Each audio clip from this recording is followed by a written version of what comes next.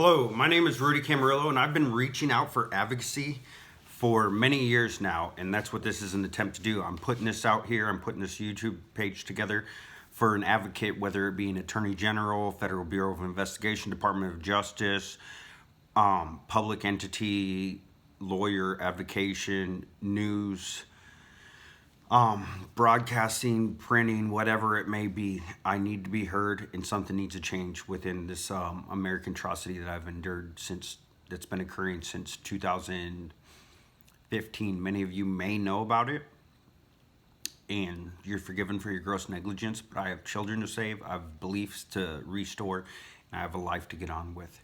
So something must be done. This started with a state of Iowa and local law enforcement from the Glenwood Police Department and the Glenwood Resource Center with the state of Iowa, where I worked at the time, conducting an unlawful arrest and an unlawful termination. Unlawful termination was found to be unlawful by a arbitrating judge, not only once but twice, because the state of Iowa challenged it, drawing it out another 8 months and causing my family more pain and suffering as I was unlawfully terminated without unemployment.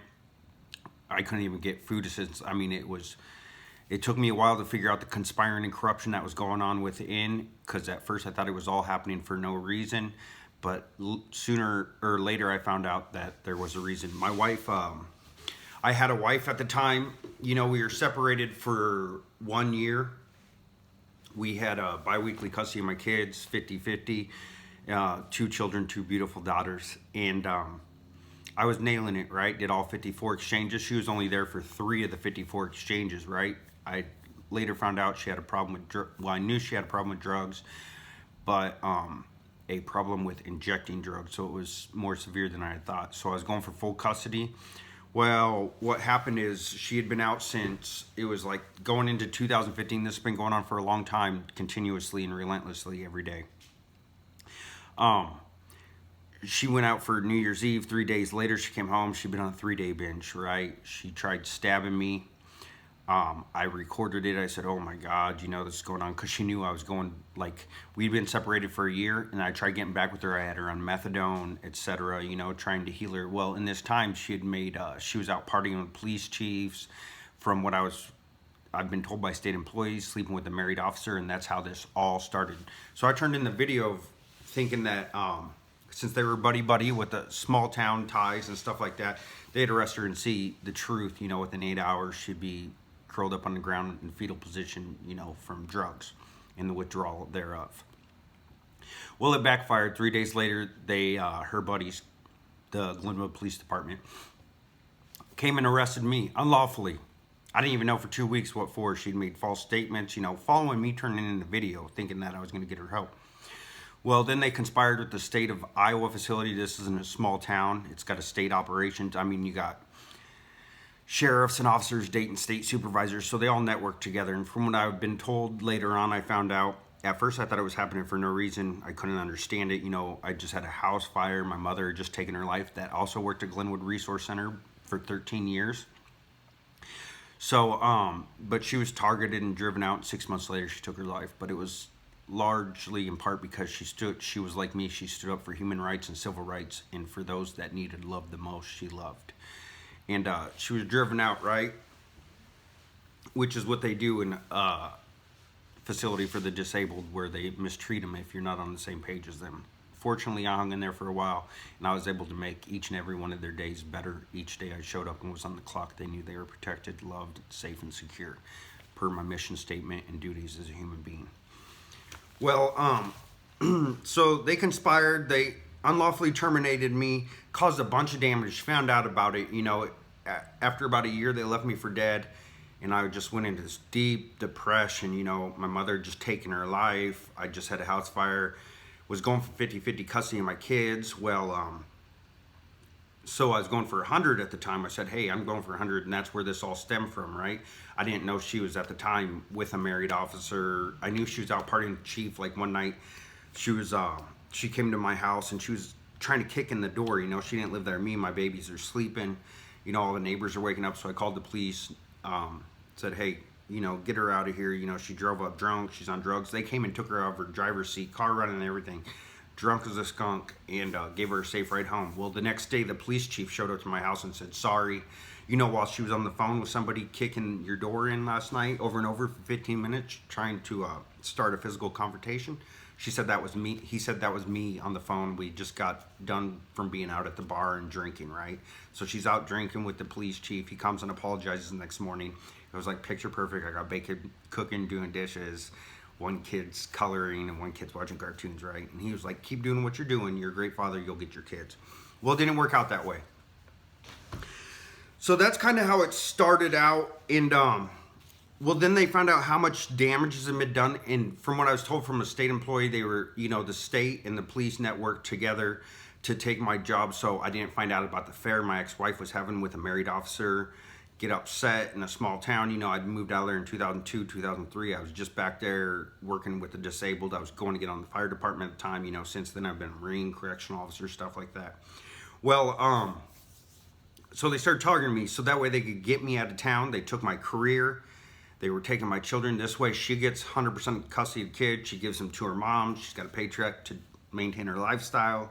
And the married officer's wife doesn't find out about what's been going on, right? Because that's what they were fearing, was me finding out about the affair and telling her from what I've been told. So we had an unlawful arrest, unlawful termination. It was really sloppy. It went against, I couldn't believe there was no constitutional rights, policy, procedure, anything being approved or operated according to, like when I said it took me over a year to get in front of an arbitrator for my state job, as a sole provider for a family of 4. And I got letters they have investigators, supervisors, all that, just begging them to scratch the surface so we can get to the truth and my family doesn't snowball out of control like it has. Well, finally I got there. I represented myself. I didn't even need a lawyer. That's how messed up the situation was. I went against state lawyers in front of an arbitrator. Got my job back, everything. I went back. Well, then they challenged it, drew out the pain and suffering another 8 months. I went in front of another arbitrator and she was like, hey, this guy's a good guy. He's doing the right thing, get him his job back. Well, I went back and they put me back in this facility and everybody knew I was a strong human rights advocate, right? Civil rights advocate. I spoke up for those without a voice. I truly did. I love these individuals. They all had a form of PTSD. They were all highly abused. I witnessed much abuse and I felt very dearly for them. Well, I went back in and you can look in the Omaha World Herald and then match up the dates. 2 weeks after they'd fired 12 people, 1, 2, 3, 4, 5, 6, 7, 8, 9, 10, 11, 12 for abusing the disabled. And the state of Iowa has policy, procedure, and structure put in place to protect these people so they can get away with abuse. Some of the people with the longest careers there are very highly abusive, right? So it takes a lot for 12 people to get fired. Well, then they put me in after 2 years and everybody knew I was a strong human rights advocate, so all the employees and everything made my life hell.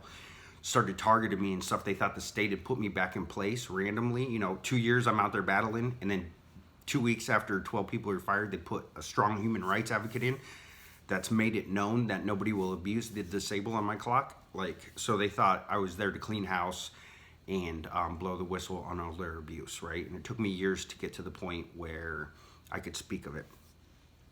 So then that targeting went on. They fired me. I fell into a depression. I was on FMLA. They terminated me. And it just started snowballing out of there. Police started putting, because these small town police, people had found out what they did.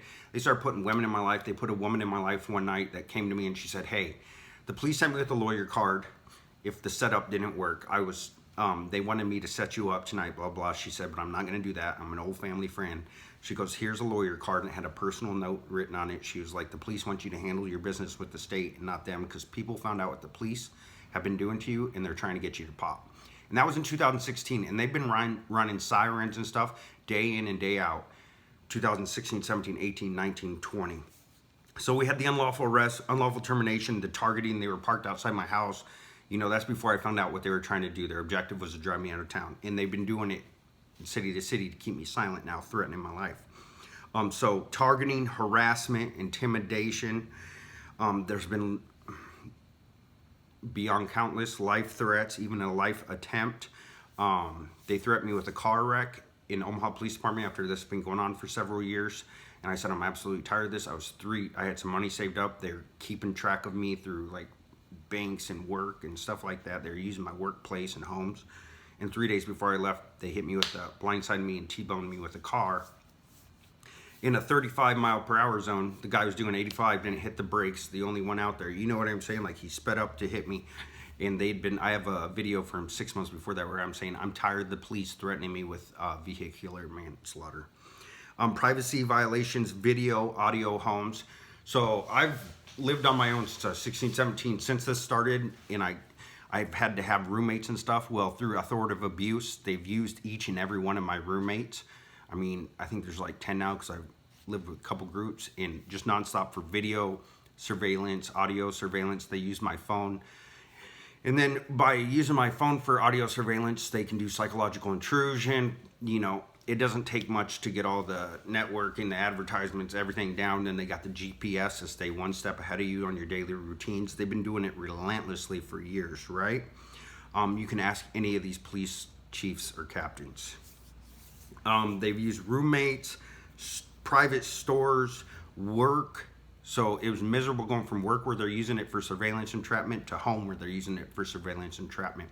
I'm talking in between work and home. I would sit in the parking lot for years and just like for like an hour or two and just dread going home to the same thing. Then I get up in the morning, I dread going to work. Like, it was absolutely ridiculous. They've used 5 churches. One particularly, they used Pastor Kurt Dodd through Westside Church in Omaha, Nebraska.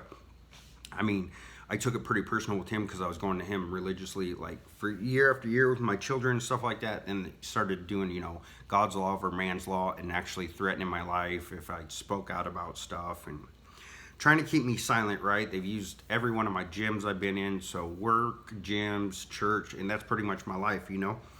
They've used my children in their custody as pawns. You know, if I would come back to the small town, the mother's rights would be, you know, would vanish, and I'd be in charge of my children as I should per law. They've covered for her over and over. You know, she got caught injecting heroin and meth with actually my sister of all people a couple years ago. And see, like, I had nothing to do with these people, 100% sober. Like, they went on this defamation, coercion thing. So, like, for the last 5 years, I've been getting clean hair follicle tests every 90 days, right? It's cost me a lot of money out of pocket. Well, she got caught injecting, and then so they worked with the state, and they did a bunch of falsifications. I went from seeing my kids 14 days. The mother got caught injecting heroin and meth, and I went from seeing my kids 14 days a month to 2 hours supervised a week, so they could do coercion, falsifications, and stuff like that through a small town ties, the state, and the police. It's been hell when I should have had my children. They even gave me a hair follicle test where they shaved my armpits, and they're like, it's clean. I'm like, yeah, of course, I'm 100% clean. I believe in the good book, I believe in the Lord, and I believe in justice, righteousness, and with truth, God, and Constitution, you can overcome any of this conspiring and corruption. I don't judge anybody, man. So they've had presents, sirens and stuff like that. Police have been running sirens day in and day out since 2016. The Urbandale, Iowa Police Department started it. They did a false no contact. They've been doing all this stuff to give me a dirty record so people wouldn't advocate for me. I mean, due to this, you can imagine, I had 2 evictions. And if you go look on my record, it's State of Iowa versus Rudy for 7 lines. And you open it up, and it's just for these 2 evictions, which had nothing to do with the state of Iowa. It's a private corporation, right? Like, so these sirens have been run. Urbandale Police Department started it, then Omaha Police Department continued it day in, day out, all 3 shifts. So they're saying, hey, where's Rudy, you know, at shift exchange, and then run sirens. I'm not doing anything wrong. Like, I'd be in workplaces and stuff. I'm doing exteriors outside, and they'd start running sirens on all sides of the neighborhoods and stuff. They'd have surveillance in my home, so I rolled around in the morning. They'd start running sirens just to let me know that they're watching me roll around in the morning. I'd turn off the TV at night. They run sirens right away. This is day in and day out for years. If you ask Chief Schmader of the Omaha Police Department or any of his subordinates, corporals, sergeants, lieutenants, captains, chiefs, they will either lie or be, if they're held accountable, they'll tell the truth, you know, if they have any integrity. So in these same rooms and stuff, in homes that they got unlawful surveillance on myself, my children are undressing in. So I got a 10 and 12-year-old daughter undressing in front of their cameras. I'm not very happy about that. Something needs to be done. but they've been running sirens. So I went to get away from the Omaha Police Department. I wrote the Omaha FBI in 2018. And I said, please have the Omaha Police Department quit harassing me so I can restore my children's life, quality of life, and get some sort of normalization and quality of life back, right? I haven't felt American for years. They wouldn't do anything. I've written the Omaha FBI. I've called them over 30 times now. So then I had to leave to Las Vegas. Las Vegas Police Department started doing the same thing with sirens and stuff. I mean, it's conspired. Then I went back to Omaha. I was at my wit's end about to just, years. They were trying to do intentional and malicious psychological intrusion and emotional distress, and it worked. So I went back to Omaha for 8 months just recently. They did it like crazy. Then I went down to Tampa Bay just trying to look for new beginnings. They ran sirens like crazy. You can get on my social media, Facebook, and see the videos of them running. It's, absolutely emotional distressing, and it's one of the largest conspiring and corruption cases in the country. Then I drove from there. I said, okay, that's enough. I got to go to the capital of the country. I believe in my country, United States of America. So I went up to Washington, D.C. to get a hold of the Attorney General, Department of Justice, with zero luck. After a week, I left, and now I'm in Los Angeles, California, and I'm looking to put my feet down, my roots down, and find justice. Because as Martin Luther King Jr. said, an injustice to one is an injustice to all. An injustice anywhere is an injustice everywhere. And that is the truth. He also said, in the end, it is not the words of our enemies, but the silence of our friends that is remembered. And that's very true as well. For the silence of the people, the civilians, and the police, and the other departments that are failing as mandatory reporters, that hurts the most. That hurts the most. Something must be done here. So we got all these oath violations. Violating civil, constitutional rights and failing to report. So we got a lot of police with a lot of stuff to lose here. And I'm not looking to devour but I am looking for truth, transparency, and integrity. We need to change this country, not only for myself or others' situation, but for the futures of our children. Failing to report as mandatory reporters. We have thousands of mandatory reporters that are not reporting, and a lot of it's due to falsifications, coercions of witnesses, stuff like that. It's been a malicious political ploy playing game where they promote propaganda, and it's absolutely ridiculous. I go to bed each night and pray for a Supreme Court hearing. I truly do. I am the reason that we have a Supreme Court, but I'm being systematically oppressed, and they're trying to keep me held down underwater, and just due to my social class. As we all know, so they've been doing it for over 2,000 days, which is total unlawful investigation if they're going to try to say that, or the best they could say is good cause corruption. But if they got back to the beginning of it, it's not good cause corruption. I am the good fight. So you have unlawful investigations, and then it's highly illegal to leak finding a fact or fiction to the public, right? So they've been conspiring, and a lot of the stuff that they been leaking is just coerced falsifications. So they give these people preconceived notions that are false, so I can't defend myself, and they can justify their illegal actions. It's a total atrocity to the American way. They're definitely operating outside of moral and ethical standards. Not only their jurisdiction, but morals and ethics went out the window a long time ago. Like I said, they put that woman in my life to set me up. She told me right away. Well, they put another woman. She actually is employed by the state of Iowa, from Glenwood, Iowa, but she lived in Des Moines. They put her in my life to set me up. She admitted to it. I came into your life with the wrong intentions, cruel intentions, in order to work for these people and set you up. Well, she became pregnant. I still can't address if they're my children or not. That's how bad this is, because everybody knows what she did. I had people come tell me saying, hey, she's trying to set you up for failure. She's working for the state. Plus, she's got the police going in her corner. I have a feeling that they pinched her. That's how they've been operating throughout this whole thing. She had a child endangerment charge, and she came to me saying, hey, we're clean, I don't drink, and I didn't drink or drugs or anything like that. So that's what our life was based on. Well, then as time went on, I think some things started coming out of the closet, and she was telling the police hey, he's on to me, he knows what I'm doing. Well, she had told me, and then she ended up getting pregnant. I'm not sure she was sure that those kids are mine. I would still like to figure it out. So I thought that would be the end of it. As she's pregnant, the police kept using her for entrapment, surveillance, and stuff like that. Even after she had the baby, it turned out to be twins. So this is how the mess got really messy, right? Because now we got damages that are lifelong. I mean, I have so many damages that are lifelong. I'm just looking for healing and closure for my children and I. But like the last time I went and seen those twins, it's been a couple years now because they kept using her. I was like, wow. Like I thought there'd be some sort of moral or ethic bar that they would not cross, but that did not turn out to be the case. She had a 12-year-old son last time I went there. He told me he had to stay in his room. He said, some guys were just here and putting cameras in the house. So like I'm holding these newborn babies and like being watched and surveilled by individuals that just put cameras in the house. It's way outside of jurisdiction, morals, ethics, and what America is to stand for. We need to cleanse our system from the inside, and that starts with accountability. And especially in a situation with the longevity and severity of mine, this is the largest conspiring and corruption case in the country. Many of you watching this may know about it. So, like I said, gross negligence, forgiven, but something needs to happen, and we need to move forward. There's been no respect for civil rights, constitutional rights, parental rights, the rule of law. It's absolutely out there.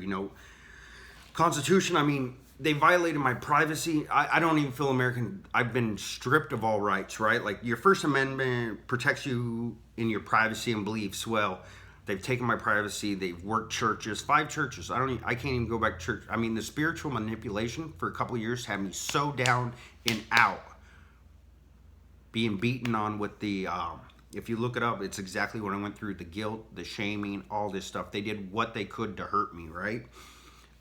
They hurt other people so they would hurt me. Like, it's been immoral and unjust. So the First Amendment protecting privacy and beliefs, totally out the wall.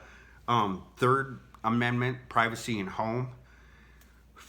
I think we all know the truth there. Like, it's been absolutely ludicrous. I haven't had privacy. I wonder who's listening to me or watching me urinate, I don't know what privacy feels like, and it's well known. Fourth Amendment, the privacy against unlawful searches. They've been in fishing for evidence is also highly unlikely or illegal. When you get a search warrant, you have to have a direct thing, go for this. Well, they'll come through my stuff. Like for a while, they had a key to my truck. And just recently, I found 3 GPSs on my truck I have now, and a camera. I don't have a radio in there because I had to pull the radio out. They had a old face on it with a new system back behind there. I pulled it out and there was a camera in there. Same with my last truck. I found a GPS in there and the one before that. So this has been going on for a long time. Not only are they GPSing me through my phone and doing illegal audio surveillance, which many know about, but they're bulletproofing it by GPS and anything and everything. Fifth Amendment, obviously, that's why they're doing audio surveillance stuff, trying to incriminate. No, first of all, you can't have self-incriminating, and I have nothing to self-incriminate. That's the thing. Like, they're the ones doing things illegal. They sent a person to me once, and the police have been sending like people in my life, and they're like, the police would leave you alone if you just do something illegal. Well, I'm not going to change my actions, who I am, my character, because they want me to do something illegal to justify their illegal actions. Absolutely not. And then with the privacy, we got the 14th Amendment that no state shall deprive any person of life, liberty, or property without due process or deny any person equal protection of laws. Equality, we want to preach equality. Equality has nothing to do with my situation. With equality, you get people up to the bar, you keep raising it, right? They're pushing me down so hard, it's not even funny. And I'm absolutely tired of the systematic oppression and systematic abuse. The rule of law. 5 principles of the rule of law. It requires measures to ensure adherence to the principles of supremacy of the law. So that's a violation right there. The rule of law is put in place to govern those that are a part of the governing forces. And it's totally been disrespected along with the Constitution and civil rights. Equality before the law. I just addressed that. There's no equality. Fairness in the application of the law. I mean, this is absolutely malicious. Separation of powers, so we shouldn't have police, state, public, and church working together. Absolutely not. Participation in decision making. As I said, I haven't had nothing. I want every single piece of paper that my name's been on, if there has been anything. Like, you show me a judge that's taken part of this, because they try impeding and making me think like, oh, we're handling it, blah, blah, because it's been so unlawful. And I will show you a judge that has been duped and does not deserve to be a judge. Legal certainty, avoidance of arbitrariness. Enough said. Procedural and legal transparency. There's absolutely been no transparency here. There's been a lot of deceit. I mean, they use the public to play all kinds of games. In the beginning, they were doing it really hard several years ago to try to make me look and feel crazy, right? I've been through it all. I'm a former Marine. Like, I understand what they were doing, their tactics and techniques, from the presence patrols to the psychological intrusion. They were trying to emotionally distress me to the point, capitalizing on me being a former Marine. In 2007, I did a tour to Iraq trying to trigger post-traumatic stress disorder. That's long gone. It has nothing to do with this. I have police traumatic stress disorder between the police and the state of Iowa. So something absolutely needs to be done for my family. My children have been traumatized. They're going to need counseling till the end of their days. And I mean, I'm not going to let this last 6.4 years affect and ruin their next 60 years. If you know anything about child development, these are some crucial years, and I'm one of the country's greatest fathers, and they had to do everything they could to justify their unlawful actions. Many of you higher in the system probably understand. It's almost as if they went down. One day I Googled it, like police corruption and discrediting and stuff like that. It's like they checked the boxes, There's not one thing that I wouldn't love to get up there. Like the people that they use to discredit me, I know who I am. For every one negative, I'll get 10 positives. And I'm human. You know what I'm saying? I've helped and blessed everybody that's been around me and helped them grow into a better individual, parent, whatever it may be. So I need to be heard. I need advocation. And I need either Department of Justice, Attorney General. These are absolutely matters for them to handle. Without this, and with such a large audience and so many spectators, we are showing this country what happens when powers violate your life. Using my children, affairs with my wife, using my children as pawns. State of Iowa conspiring with them and unlawfully terminating me. Like, state of Iowa did me. The reason I have a lot of grudge with them is because that was my ability as a sole provider to maintain the quality of life for my children so we could endure and go on with life. It took a lot. I was at a point where I was going through a year-long divorce with my ex-wife. I got her back with me, was trying to rehabilitate her, but I broke the chains and said no. And I'm the guy that wanted her back in life, not for me, but for my children to have that stability. That stability I never had in that structure, right? It just wasn't happening. So I finally broke the chains of abuse because she was very aggressive. And they took these chains and they whipped me with them. And I'm absolutely not about to remain silent about this and allow this to happen to another family, another human, another American, or another child.